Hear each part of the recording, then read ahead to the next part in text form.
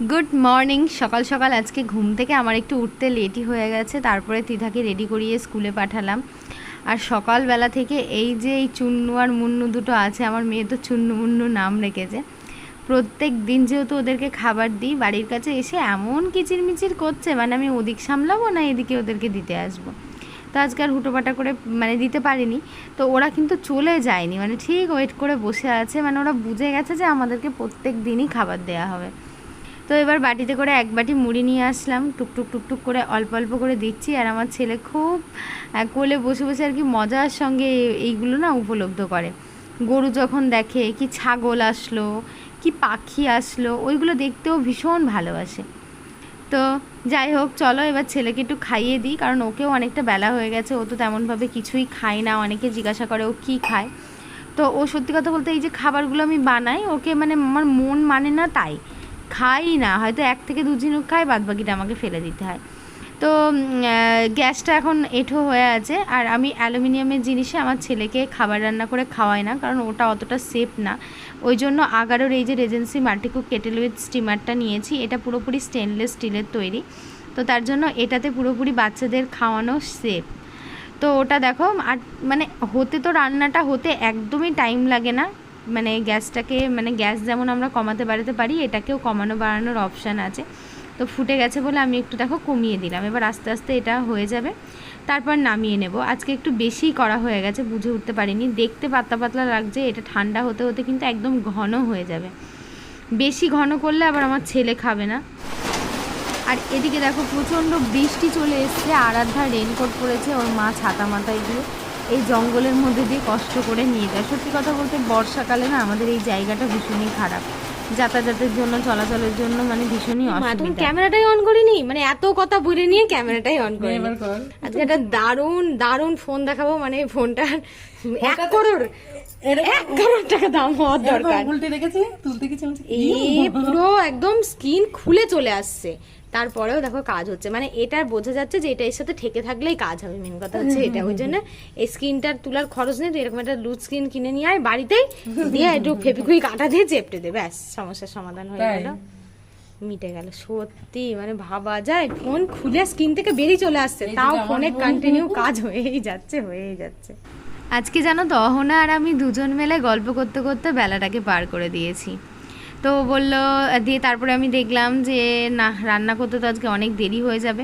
তো সেই জন্য কাজকর্ম অর্ধেক পড়ে আছে, তো পরে কাজ করব, আগে রান্নাটা কমপ্লিট করে নিই।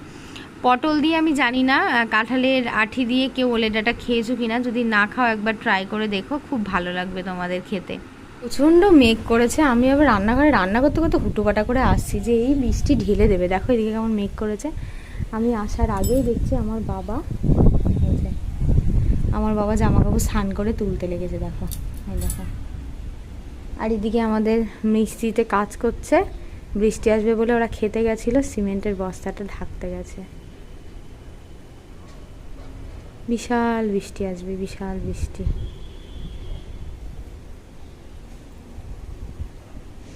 পলিথিন নেই ঢাকার মতো, খুঁজে পাচ্ছে না পলিথিন। প্রচণ্ড মেঘ করেছে, আমি আবার রান্নাঘরে রান্না করতে করতে হুটোপাটা করে আসছি যে এই বৃষ্টি ঢেলে দেবে। দেখো এদিকে কেমন মেঘ করেছে। আমি আসার আগেই দেখছি আমার বাবা জামা কাপড় স্নান করে তুলতে লেগেছে, দেখো এই দেখো। আর এদিকে আমাদের মিস্ত্রিতে কাজ করছে, বৃষ্টি আসবে বলে ওরা খেতে গেছিলো, সিমেন্টের বস্তাটা ঢাকতে গেছে। বিশাল বৃষ্টি আসবে, বিশাল বৃষ্টি।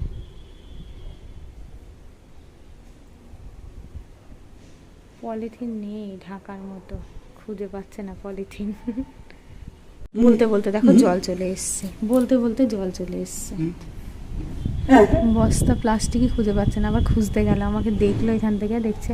এবার ধরো যদি বাই চান্স 2-3 ঘন্টা বৃষ্টি হয়, ওরা হয়তো কাজই করতে পারলো না, সিমেন্টের বস্তাটা তো আমার নষ্ট হয়ে যাবে, তাই না? যেন ঠিকঠাকভাবে কাঁধে করে একবার নিয়ে চলে গেলে ভালো করতো। গ্যারেজটা হয়ে গেলে তখন আর অতটা অসুবিধা হবে না। এদিকে চলো রান্নাবান্নার পরিস্থিতি দেখাই। এই যে মা, হাই ভগবান, আমি এদিকে পুড়ে গেল। জিরে ভাজতে দিয়েছি আজকে, মশলা ছাড়া একদম ভাজা জিরে দিয়ে।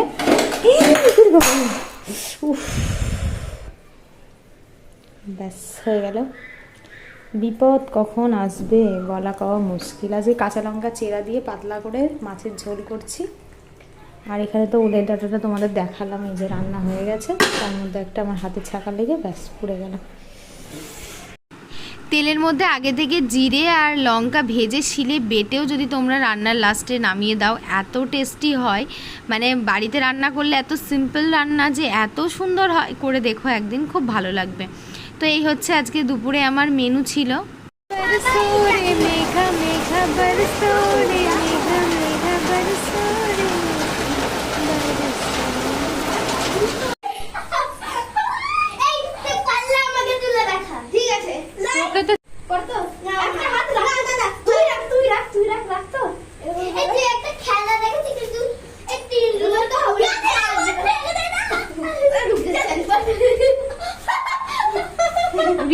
সর্বনাশ, গোপাল কি মুখে ছিল রে?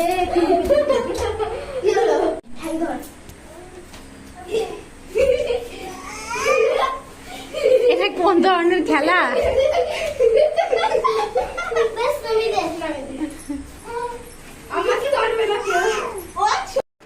আমার ফোনের গ্যালারিটা পুরো একদম মানে ভরে গেছে, আর ফোনে আর একটুও জায়গা নেই। তো অনেক কিছু ডিলিট করতে হবে। তার মাঝখানে তৃষান যখন হয়, এই ভিডিওগুলো না আমার একদম লাস্টের দিকে রয়ে গেছে। তো আমি ভাবলাম যে এগুলো আজকে আমার একটা ব্লগের মধ্যে যদি অ্যাড করে দিই, স্মৃতি হয়ে এটাও থেকে যাবে, ফোনটাও খালি হয়ে যাবে। কখনো যদি মন খারাপ লাগে, ইচ্ছা করে যে দেখবো, তখন আমি দেখতে পারবো। তো এটা হচ্ছে যেদিন আমার ডেলিভারি হয় সেদিনকার ভিডিও। আমাকে ওটি থেকে বার করে নিয়ে যাওয়া হলো, তারপরে বেডে দেওয়ার পরে আমাকে প্রথম তৃষানকে আমার কোলের কাছে দেওয়া হলো। এটা যে একটা মায়ের জন্য কতটা আনন্দের মুহূর্ত, যে এত বড় একটা অপারেশন হওয়ার পরেও তোমরা দেখতে পাচ্ছ, মানে সন্তানের মুখটা দেখলে হয়তো মায়েদের অনেক কষ্টই দূর হয়ে যায়। তো প্রথম বাচ্চার ক্ষেত্রে আমি যতটা পরিমাণ কষ্ট পেয়েছিলাম, দ্বিতীয় বাচ্চার ক্ষেত্রে কিন্তু আমি সত্যি মানে সিজারের পরে অবশ কাটার যে জ্বালা যন্ত্রণাটা, সেটা কিন্তু আমি অতটা পাইনি, প্রথমটার মতো অতটা পাইনি। কিন্তু কোথাও গিয়ে আমার দ্বিতীয়বারের একটু বেশি কষ্ট পেয়েছি মানে সুস্থ হতে। তো যাই হোক, আমার ছেলেকে দেখতেই পাচ্ছ যে গোপাল কেমন ছিল আর এখন কেমন হয়ে গেছে।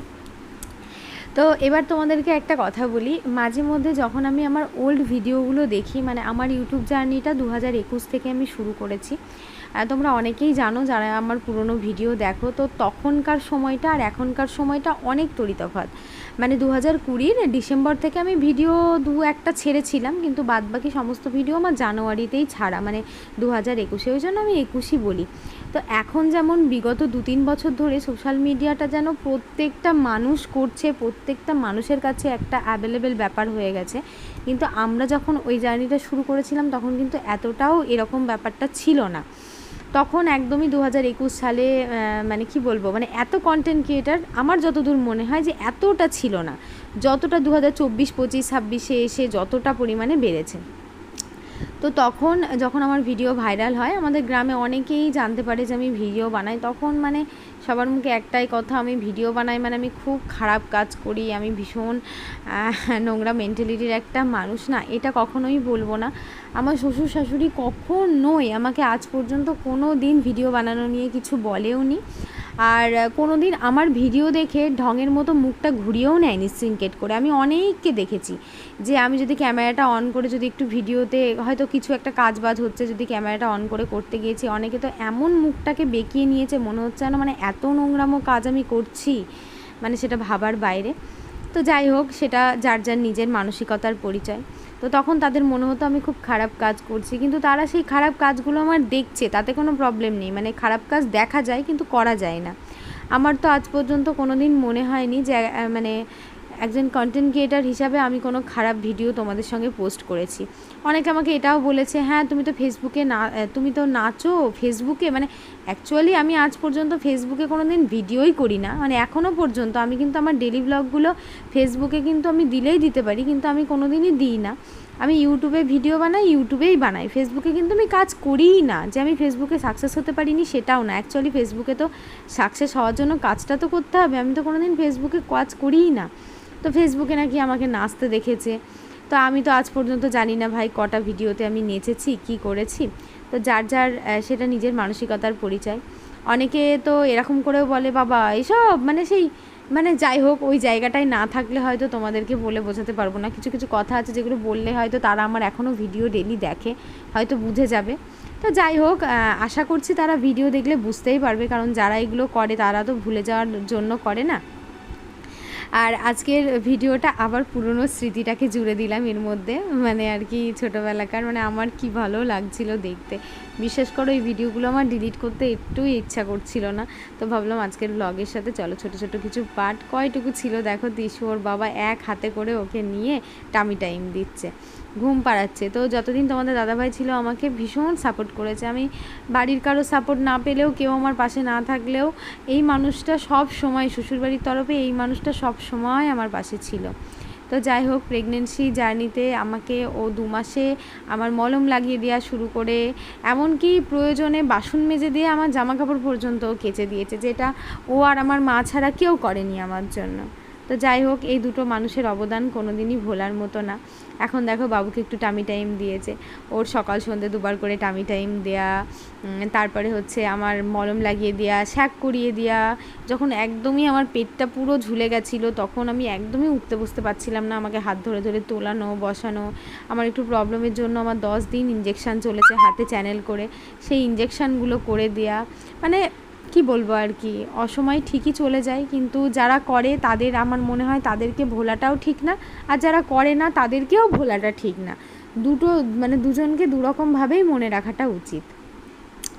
তো এই ব্লগের মধ্যে এইগুলো স্মৃতি হয়ে থেকে গেল, প্লাস আমার ফোনের গ্যালারিটাও অনেকটা জায়গা। কি বলো তো, ফোনটা না অ্যাকচুয়ালি খুব একটা বেশি স্টোরেজের ফোন তো না, 128 জিবি। তার মধ্যে তো ধরো মোটামুটি 28 জিবি ফোনেরই এটা ওটা অ্যাপস ট্যাপস থাকে, আর 100 জিবির মধ্যে কত কিছু আছে, মানে সময় ধরে ধৈর্য ধরে আর কি ডিলিট করতে হবে। প্রচুর ফটোস আছে, মানে 2-3 বছরে যত ফটো তুলেছি, খারাপ ভালো সব রেখে দিয়েছি, হোয়াটসঅ্যাপে যে যা পাঠিয়েছে সব রেখে দিয়েছি। সেই জন্যই আর কি এত গ্যালারিটা ভর্তি হয়ে গেছে। তো যাই হোক, ইউটিউব করেছি, লোকের কথা শুনেছি, তারপরেও বলবো নিজের পায়ে দাঁড়াতে পেরেছি, নিজে ইনকাম করতে পেরেছি, হাজব্যান্ডের পাশে দাঁড়াতে পেরেছি, তাকে মানে সাহায্য করতে পেরেছি। এটা একটা মেয়ে হিসাবে আমার কাছে অনেক বড় জিনিস।